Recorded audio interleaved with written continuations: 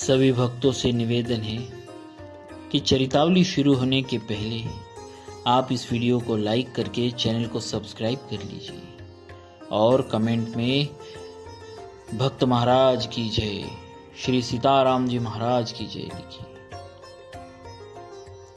दूसरा स्वरूप रामायण काव्य का उपक्रम।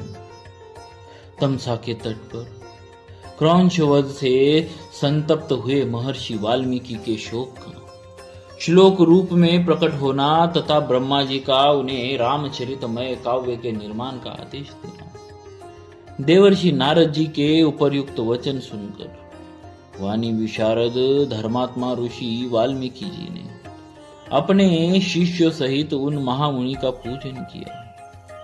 वाल्मीकि जी से यथावत सम्मानित हो देवर्षि नारद जी ने जाने के लिए उनसे आज्ञा मांगी और उनसे अनुमति मिल जाने पर वे आकाश मार्ग से चले गए। उनके देवलोक पधारने के 2 ही घड़ी बाद वाल्मीकि जी तमसा नदी के तट पर गए, जो गंगा नदी से अधिक दूर नहीं था। तमसा के तट पर पहुंचकर वहां के घाट को कीचड़ से रहित देख मुनि ने अपने पास खड़े हुए शिष्य से कहा, भरद्वाज देखो, यहाँ का घाट बड़ा सुंदर है, इसमें कीचड़ का नाम नहीं है। यहाँ का जल वैसा ही स्वच्छ है जैसा सत्पुरुष का मन होता है।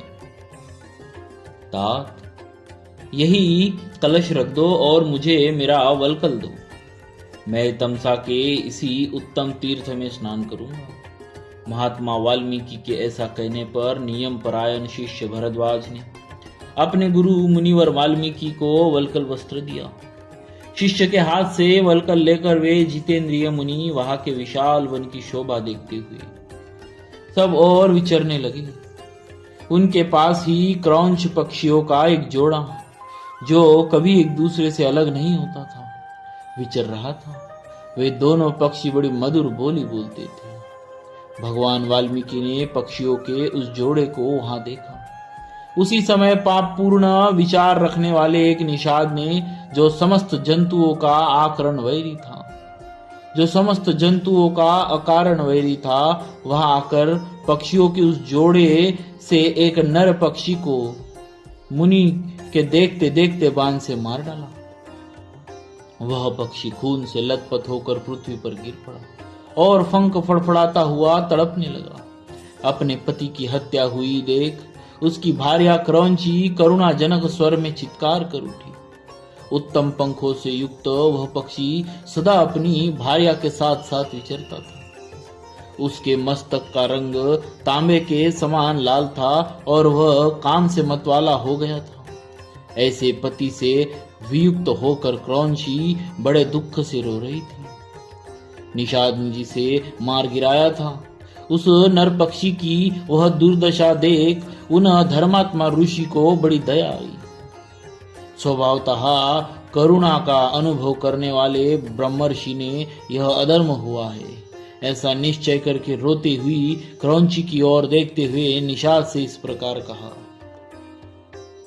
निषाद, तुझे नित्य निरंतर कभी भी शांति न मिले, क्योंकि तूने इस क्रौंच के जोड़े में से एक की, जो काम से मोहित हो रहा था, बिना किसी अपराध की ही हत्या कर डाली। ऐसा कहकर जब उन्होंने इस पर विचार किया, तब उसके मन में यह चिंता हुई कि अहो, इस पक्षी के शौक से पीड़ित होकर मैंने यह क्या कह डाला। यह सोचते हुए महाज्ञानी और परम बुद्धिमान मुनिवर वाल्मीकि एक निश्चय पर पहुंच गए और अपने शिष्य से इस प्रकार बोले, तात, शोक से पीड़ित हुए मेरे मुख से जो वाक्य निकल पड़ा, यह 4 चरणों में आबद्ध है।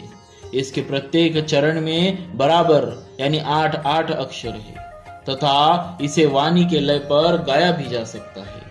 अतः मेरा यह वचन श्लोक रूप अर्थात श्लोक नामक छंद में आबद्ध काव्य रूप या यश स्वरूप होना चाहिए अथवा नहीं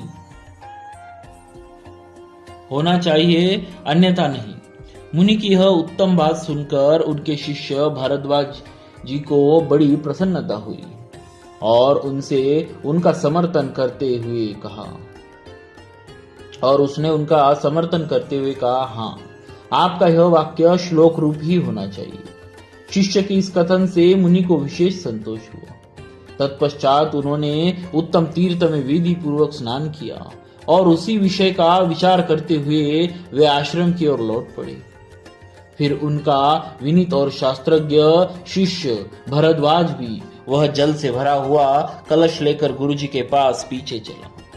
शिष्य के साथ आश्रम में पहुंचकर धर्मज्ञ ऋषि वाल्मीकि जी आसन पर बैठे और दूसरी बातें करने लगे, परंतु उनका ध्यान उस श्लोक की ओर ही लगा था। इतने में ही अखिल विश्व की सृष्टि करने वाले सर्वसमर्थ महातेजस्वी चतुर्मुख ब्रह्मा जी मुनिवर वाल्मीकि से मिलने के लिए स्वयं उनके आश्रम पर आए। उन्हें देखते ही महर्षि वाल्मीकि सहसा उठकर खड़े हो गए। वे मन और इंद्रियों को वश में रखकर अत्यंत विस्मित हो हाथ जोड़े चुपचाप कुछ काल तक खड़े ही रह गए, कुछ बोल न सके। तत्पश्चात उन्होंने पाद्य अर्घ्य आसन और स्तुति आदि द्वारा भगवान ब्रह्मा जी का पूजन किया और उनके चरणों में विधिवत प्रणाम करके उनसे कुशल समाचार पूछा। भगवान ब्रह्मा ने एक परम उत्तम आसन पर विराजमान होकर वाल्मीकि मुनि को भी आसन ग्रहण करने की आज्ञा दी। ब्रह्मा जी की आज्ञा पाकर वे भी आसन पर बैठे।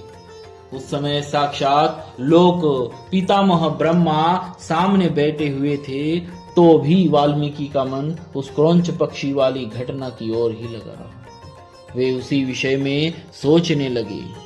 ओह, जिसकी बुद्धि वैर भाव को ग्रहण करने में ही लगी रहती है, उस पापात्मा व्याध ने बिना किसी अपराध के ही वैसे मनोहर कलरव करने वाले क्रौंच पक्षी के प्राण ले लिए।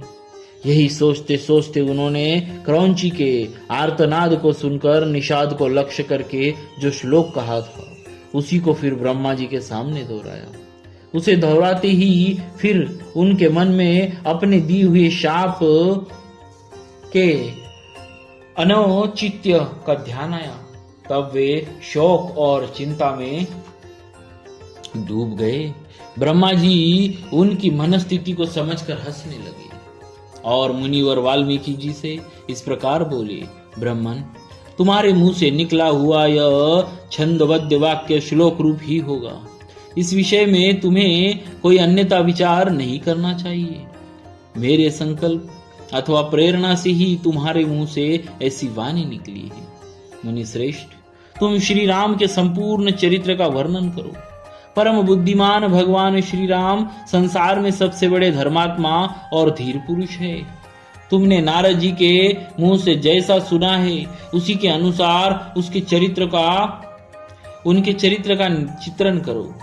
बुद्धिमान श्री राम का जो गुप्त या प्रकट और वृत्तांत है तथा लक्ष्मण, सीता और राक्षसों के जो संपूर्ण गुप्त या प्रकट चरित्र है, वे सब अज्ञात होने पर भी तुम्हें ज्ञात हो जाएंगे।